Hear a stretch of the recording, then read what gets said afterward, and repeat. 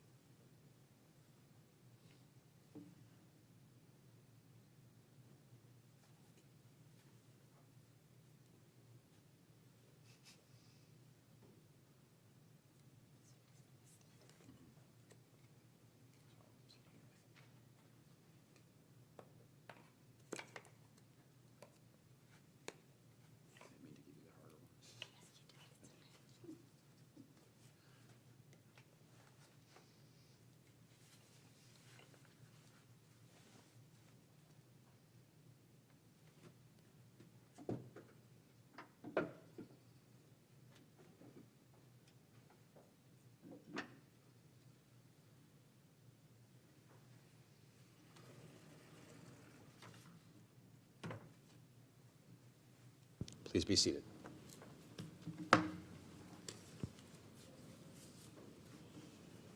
We continue on page 106. The psalmist sang, "At midnight I rise to give thanks and praise." And so we come to this hour of Selichot under the canopy of night to celebrate goodness to proclaim what is right and true, to praise, to thank, to bless the great giver who gives and renews our lives. We turn to our loved ones, to friends, and to our people everywhere, the whole house of Israel, and our hearts turn towards the human family. We pray for its healing. Yet hardest of all is the inward gaze, the return to ourself, the honest reckoning of the soul, Heshbon HaNefesh. We ask how to account for selfish acts, lies, and senseless anger, how to account for the shadows, the storms, the bitterness in our lives, the damage and distress we cause, how to own up to it all and find our way back with integrity in peace. We ask, have we the will to change? And if not now, when? We continue on page 110.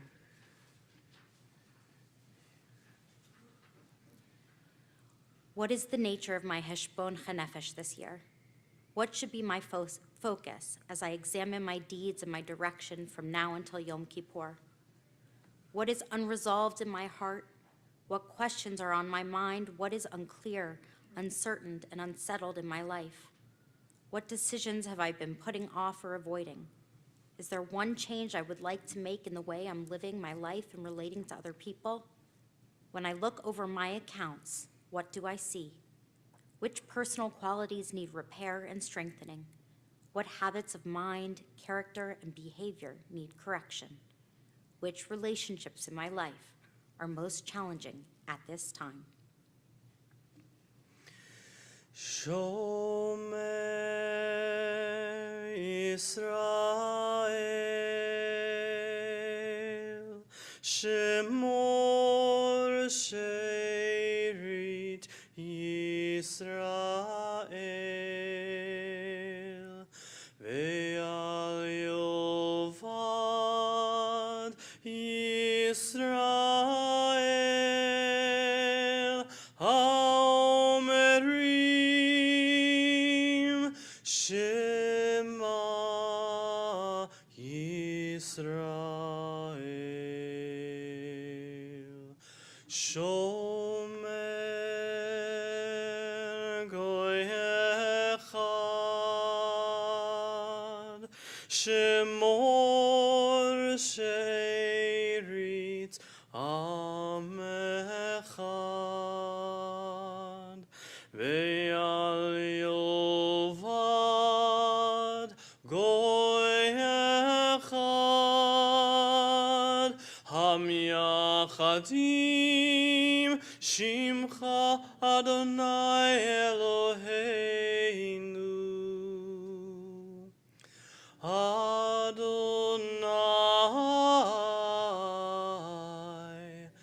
Echad.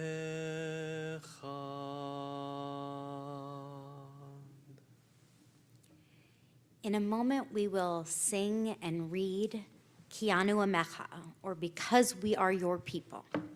With its plethora of images of God, this liturgical poem invites us through different metaphors to imagine our relationship with the divine. For many individuals, these words bring comfort as they evoke images of a God that leads, supports, and comforts. For many others, though, these metaphors are problematic as they feel too simplistic in the face of describing the complex and interdependent relationships that exist between people and divinity. I believe the biggest takeaway, though, is the fact that it encourages us to think beyond the narrow definition of divinity as ruler of the universe. Above all, it suggests a theology that is relational, built on our capacity to respond to the other. It teaches that our relationships include needs on both ends, and this becomes important even for those who don't believe in God. During our days of awe, we do not only focus on the relationships with the eternal, but on all the relationships in our lives, especially those encompassing love, responsibility, and commitment. May this prayer serve as a tool for exploring the multifaceted nature of those relationships as well. We continue on page 117. Ki anu amecha ve'ata Eloheinu, anu lecha ve'ata avinu anu avadecha ve'ata adonenu anu kehalecha ve'ata chelkeinu anu nachalatecha ve'ata goraleinu anu tzonecha ve'ata roeinu anu karmecha ve'ata notreinu anu fe'ulatecha ve'ata yotzreinu anu rayatecha ve'ata dodeinu anu segulatecha ve'ata keroveinu anu amecha ve'ata malkeinu anu ma'amirecha ve'ata ma'amireinu. Let's read together. Our God and God of our ancestors, we are your people, and you are our God. We are your children, and you are our father, our mother. We are the people who serve you, and you call us to serve. We are your community, and you are our portion. We are your legacy, and you are our purpose. We are your flock, and you are our shepherd. We are your vineyard, and you watch over us. We are your work, and you are our maker. We are your beloved, and you are our lover. We are your treasure, and you are the one we cherish. We are your people, and you reign over us. We offer you our words, and you offer us yours. So forgive us, pardon us, and lead us to atonement. Page 120. Please rise. First. Adonai, Adonai, God compassionate, gracious, endlessly patient, loving, and true, showing mercy to the 1000th generation, forgiving evil, defiance, and wrongdoing, granting pardon. Adonai, Adonai, Erachum v'chanun, Erech apayim, v'rav chesed v'emet, Notzer chesed lahalafim, Nosei avon v'fesha v'chata'a v'nakei. Adonai, Adonai, El Rachum v'chanun, Erech apayim, v'rav chesed v'emet, Notzer chesed lahalafim, Nosei avon v'fesha v'chata'a v'nakei. We remain standing as we turn to page 127.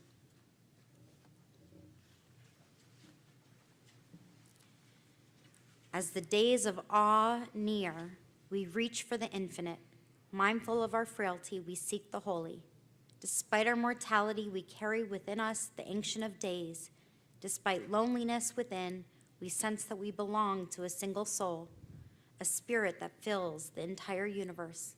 Let us find in that universal spirit a new source of strength and significance, more compassion, more generosity, more gratitude for life.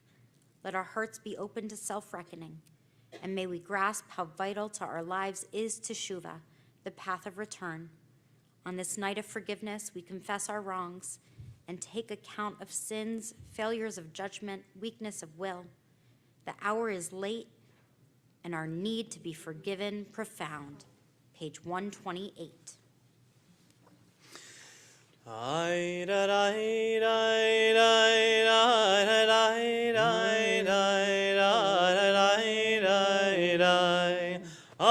Ashamnu bagad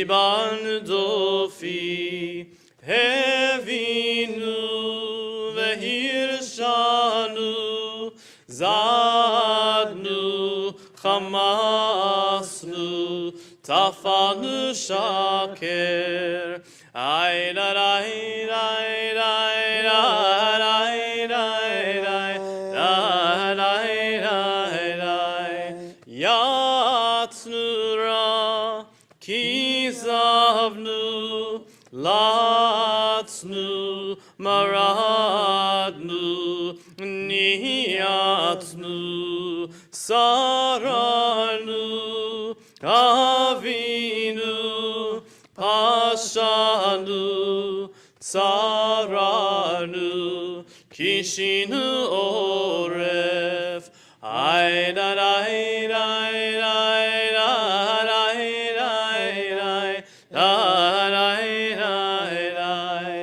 Rashanu, Shichatnu, Tiavnu, Tainu, Titanu,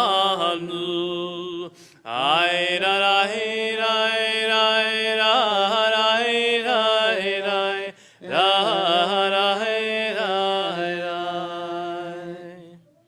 We turn to page 131. We'll read responsively, and the cantor will chant the first line in Hebrew before every stanza. We stray and we sin when we fail to make peace the highest good, and when we are silent in the face of evil. We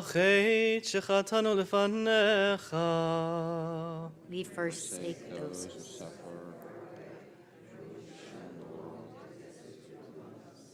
When we diminish God's image through violence or indifference, and when we fail to take care of those who depend on us. We engage in slander or deceit, and we would distort the truth for personal gain. When we judge others rashly or unfairly, and when we stoke the fires of communal strife. We fail to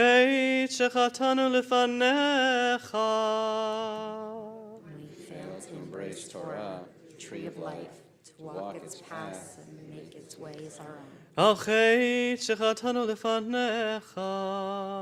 We stray and we sin when we offer no blessings, no words of thanks for the breath within us and for the wonder of being. For all these failures of judgment and will, God of forgiveness, forgive us, pardon us, lead us to atonement. Ve'al kulam Eloah Selichot Selach lanu mechalanu kapelanu Ve'al kulam Eloah Selichot Selach lanu mechalanu Selach lanu mechalanu kapelanu. You may be seated.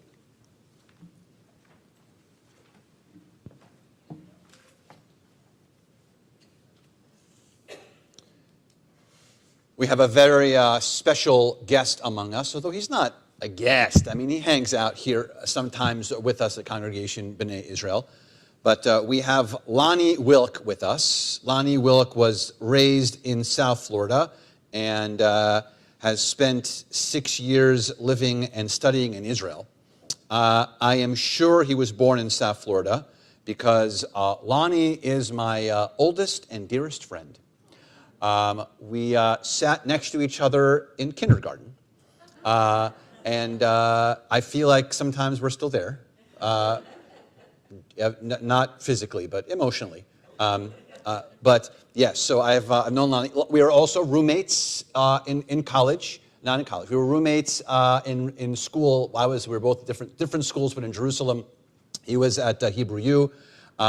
and getting a master's degree, and I was at HUC just starting. Our answering machine was very complicated because it said you've reached the voicemail of Lonnie and Ronnie. And so every single message had a chuckle before the message. Everyone was like, ha, ha, ha, funny. So anyway, are you guys coming to something? So there was always a chuckle every time we chatted. So very, very, very lucky to have known someone as fabulous and as wonderful and as menschy as Lonnie Wilk for the time that I have. He currently serves as the Deputy Regional Director of the Anti-Defamation League in the Florida region. He's chiefly responsible for overseeing regional operations, including communications, media, and marketing, civil rights advocacy, Israel-U.S. relations advocacy initiatives, anti-Semitism programming, and campus relations. He also is among the staff who respond to assist victims of discrimination and hate crimes.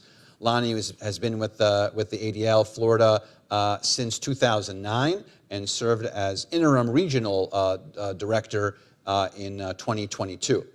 He interned in the communications department of the United States Holocaust Memorial Museum and previously worked with the Consulate General of Israel in Miami and Jewish Community Relations Council of Greater Miami Jewish Federation. After making Aliyah, he worked as the Foundation Relations Coordinator of Yad Vashem International School for Holocaust Studies. So it is really wonderful to have him here with us tonight, obviously tackling a complicated and difficult topic. But if anyone can handle that topic and explain it and connect with it and show us how it connects not only to Selichot, but to Judaism in our lives and how we can find ways to combat it and learn from it, Lonnie Wilk.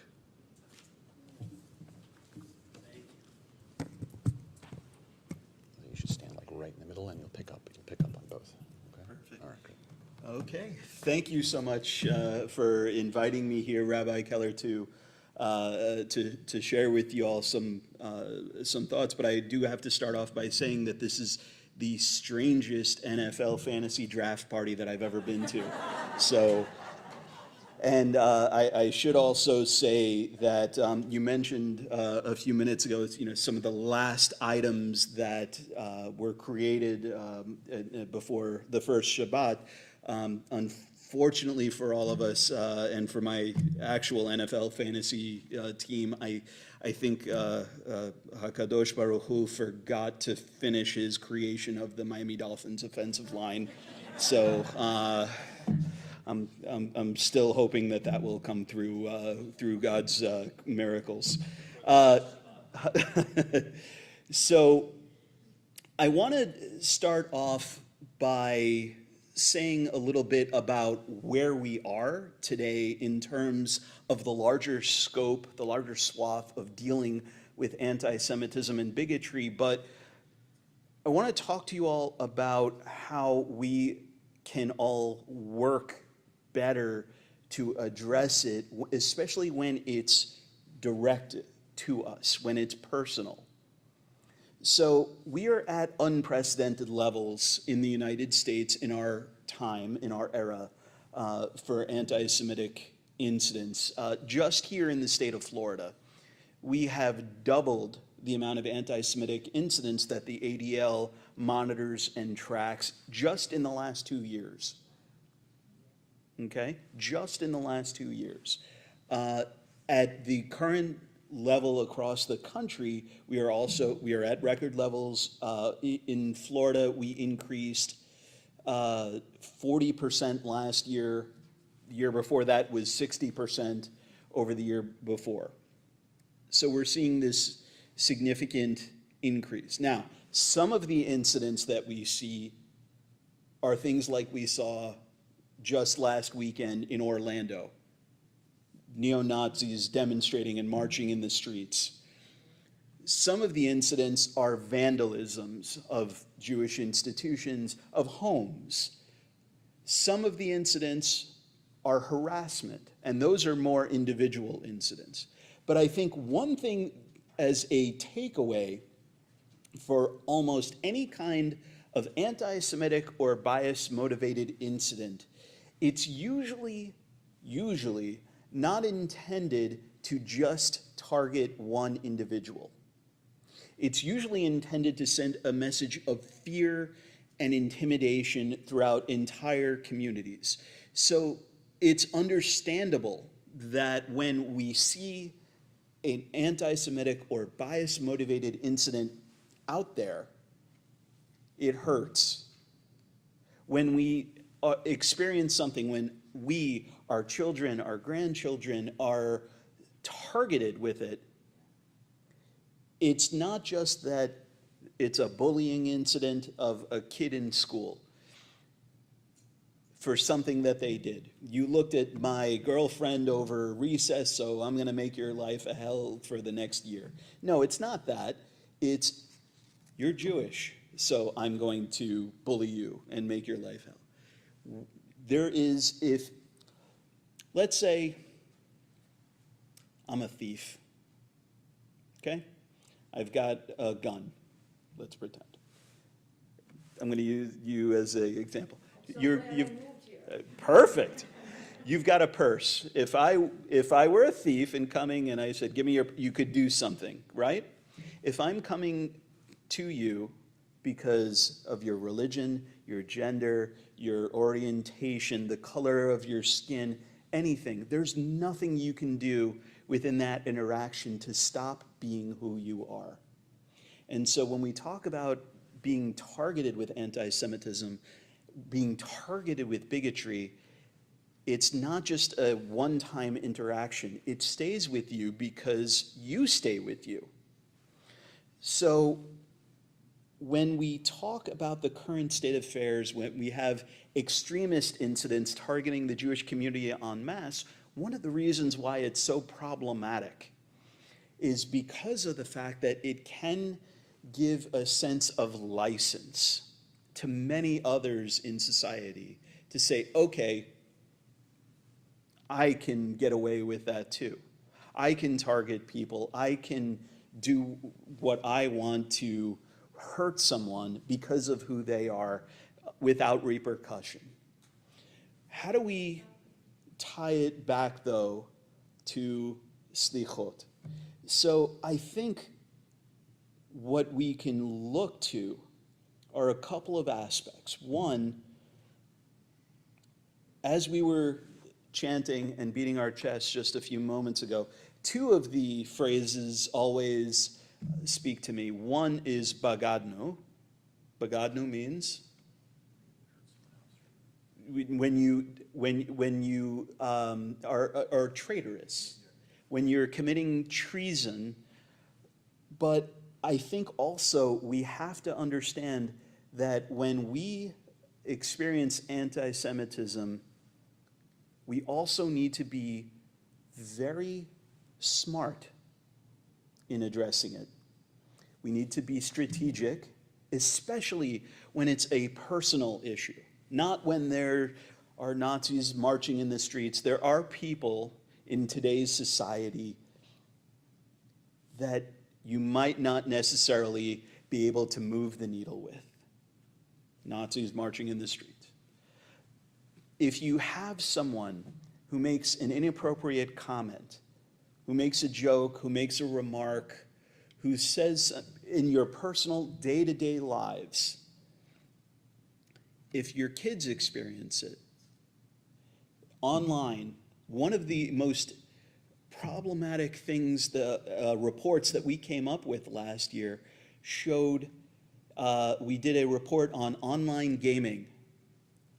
Gaming, playing games online is a full-time sport. And we saw that greater than 80% of Jewish kids under the age of 18 who were playing online witnessed or experienced some form of anti-Semitism. That's huge.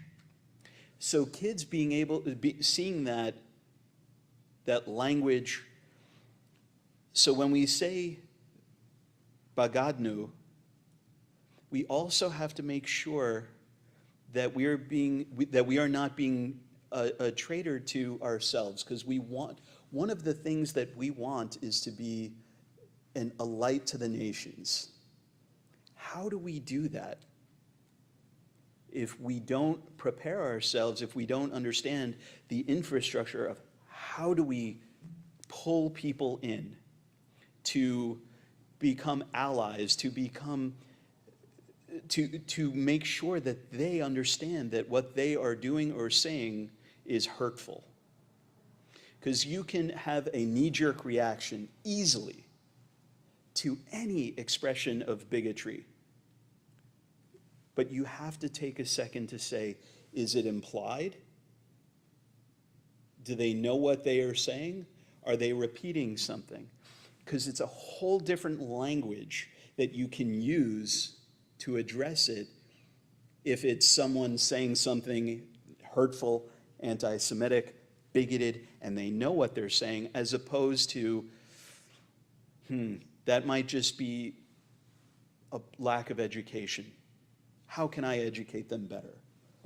It's a difference between having a tactical, like, knee-jerk reaction to it, as opposed to a strategic, a long-term thing. I mean, how many of us have lost friends, have lost even family that we used to have lunch, dinner with, and you know what? Over the last 10 years, for whatever reason, I just can't stand them anymore. I'm not having them over for Thanksgiving anymore. Well, that not only has to be an issue for them, but it's an issue for us individually as well. So we need to think about how we address that as individuals. I mean, many of you, by a show of hands, many of you remember The Scarlet Letter, the book? Yeah? Well, I think that also holds true, because there's a difference between saying to someone who has done something, who has said something offensive, anti-Semitic, bigoted, there's a difference between saying to them, what you said is anti-Semitic.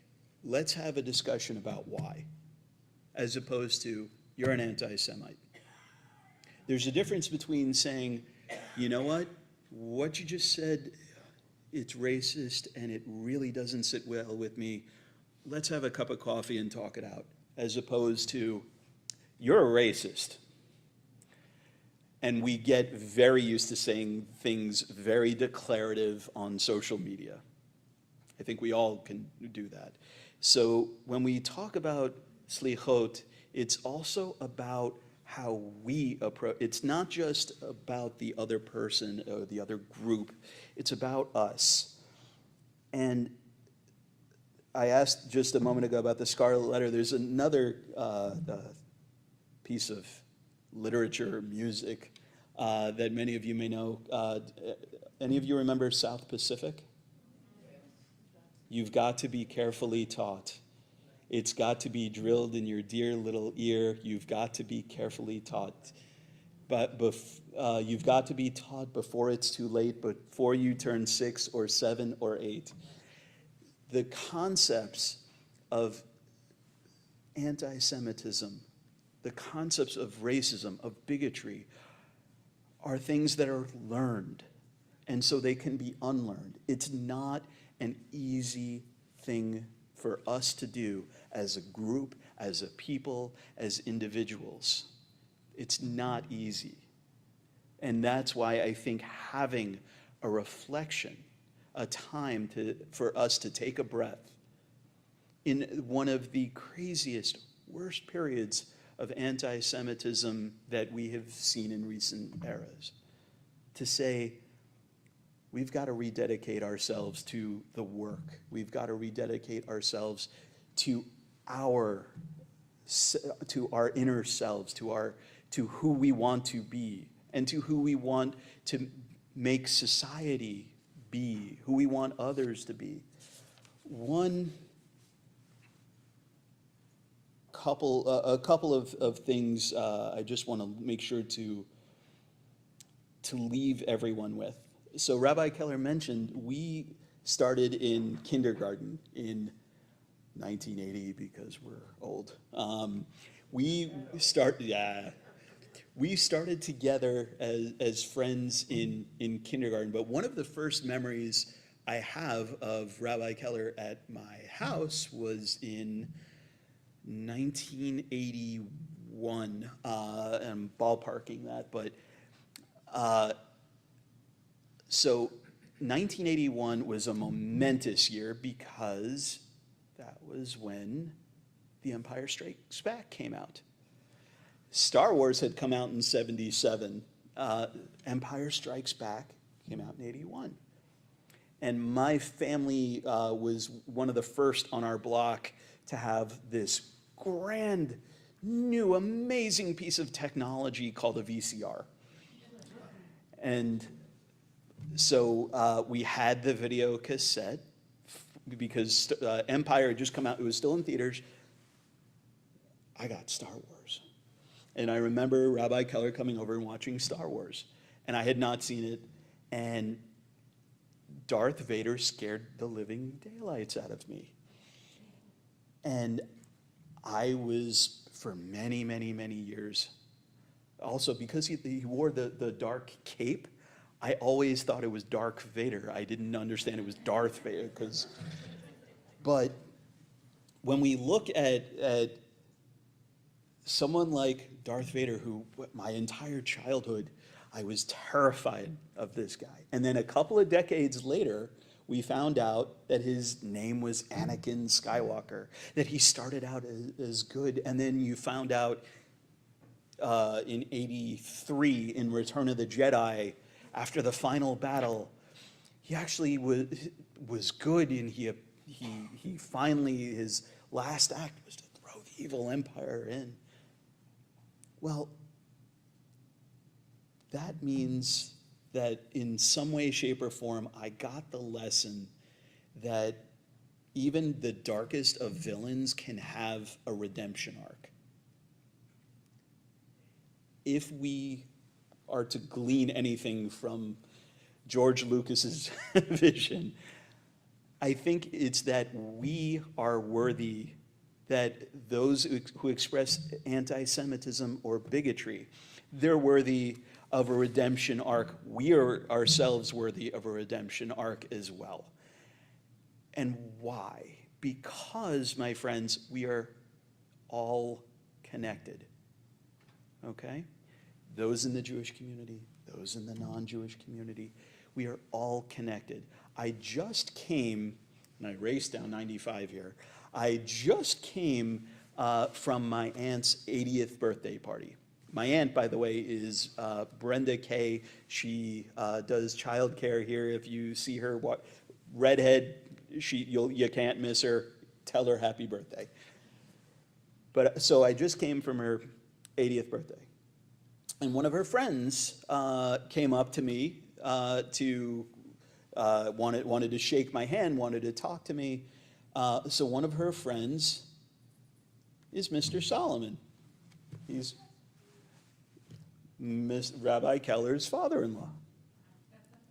So the fact that at a random spot, all of these connections are there. We're all connected 10 ways till Tuesday, and with Kevin Bacon. So we all have this opportunity when we see extremism, when we see anti-Semitism, when we see homophobia, when we see Islamophobia, we can all have a visceral reaction. It gets us angry. Let the anger do what it should do, count to 5, and then reach for your compassion. Reach and think about how can you move the needle with those people when it's impacting your life, your kids' lives, your grandkids' lives. Think about how to take a step and bring those people in as opposed to pushing them away. So thank you so much for having me, and Rabbi Keller, turn it back over to you.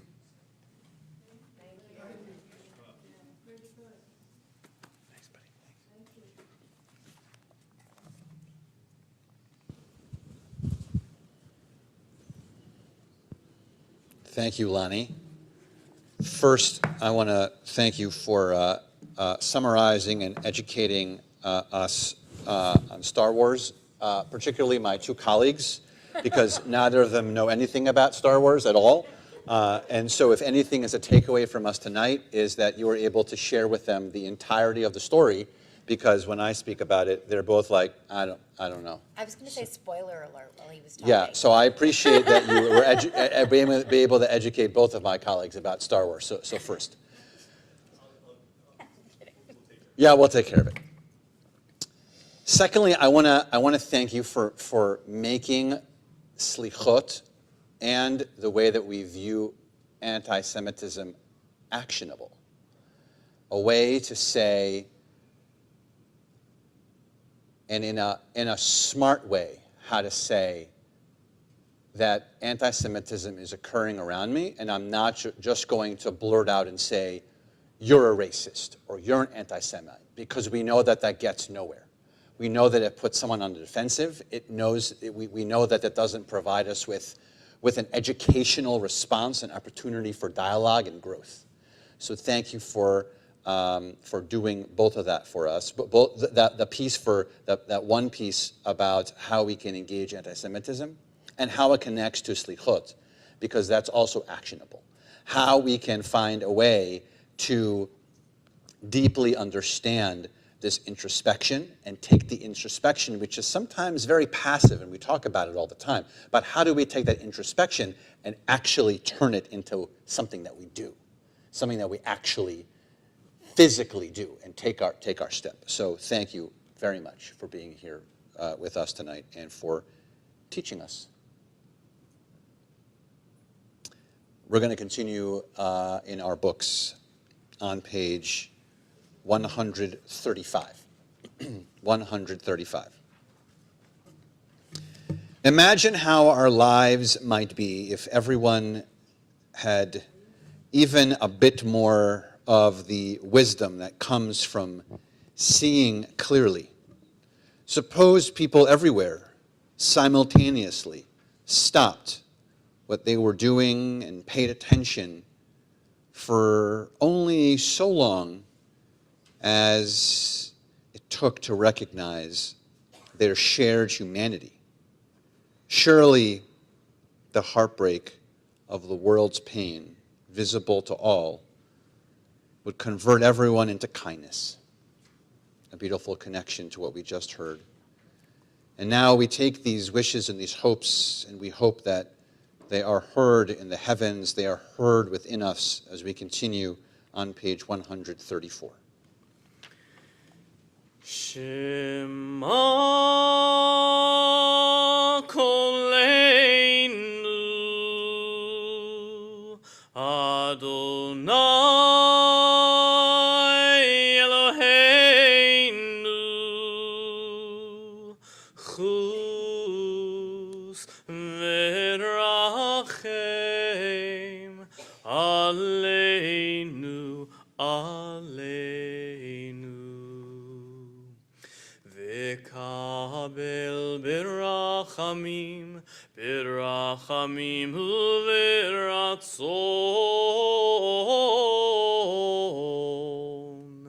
et tefilateinu.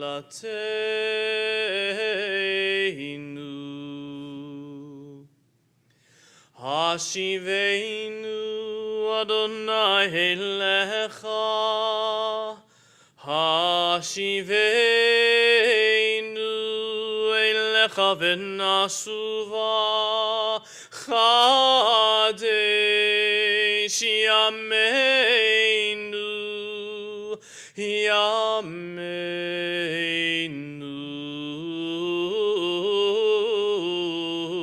kekedem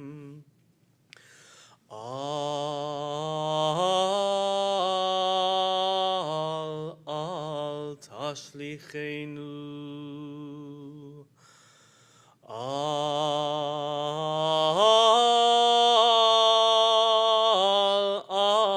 tashlichenu le'ed zikna kichlot kochem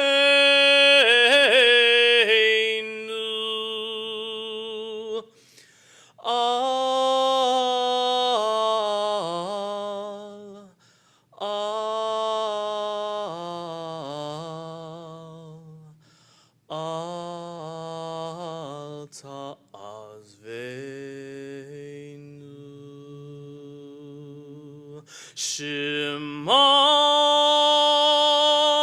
Koleinu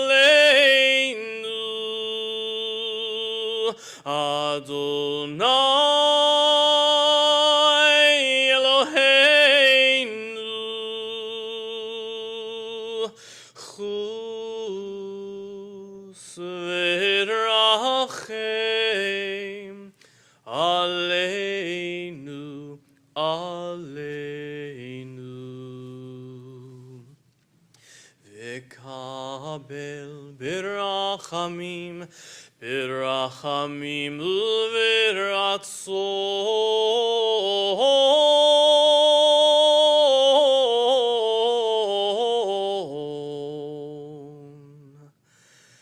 Et tefilateinu.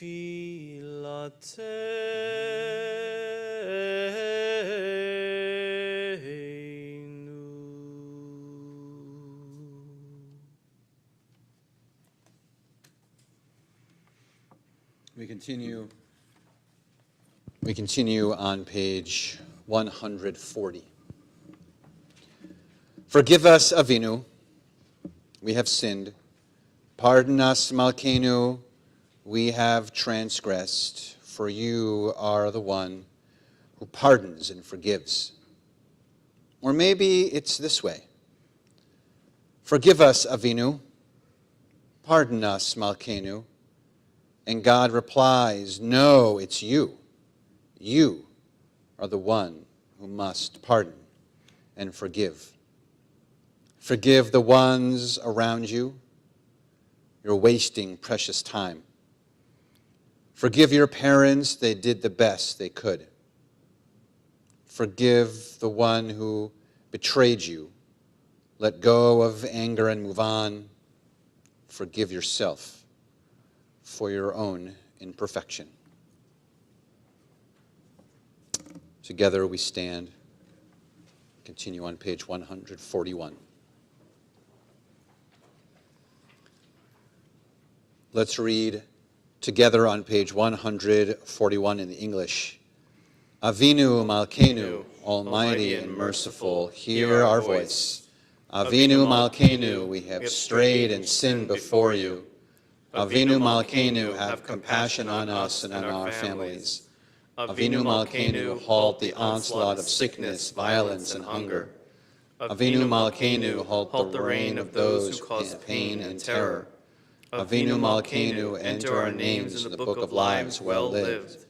Avinu Malkeinu, renew for us anew of goodness. Avinu Malkeinu, Choneinu Vaneinu. Avinu Malkeinu, Choneinu Vaneinu, Ki ein banu masim. Aseh imanu, tzedakah v'chesed.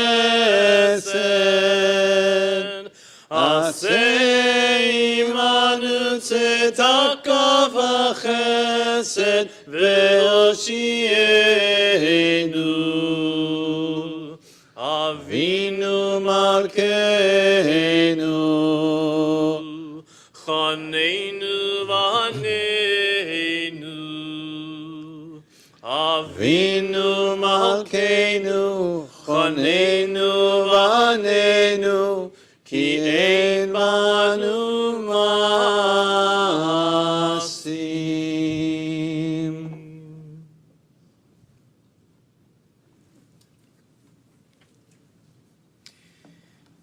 Tekiah, Tekiah, Tekiah Gedolah.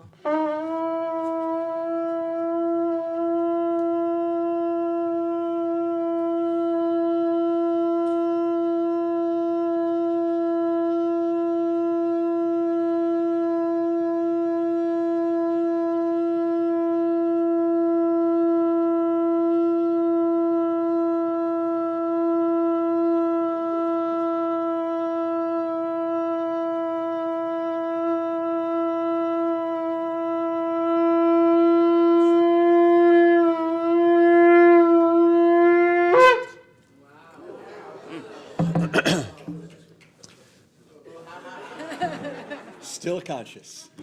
Shana Tova, everyone. Shana Tova to you. Shana Tova. Shana Shana Tova. Tova. Please join us next door to start off our year sweetly. And please, if you would, return the books to the table out there on your way out. We would appreciate it. Shana Tova, everyone. Lishana Tova Tikatevu. Lishana Tova Tikatevu. Tikatevu. Tikatevu.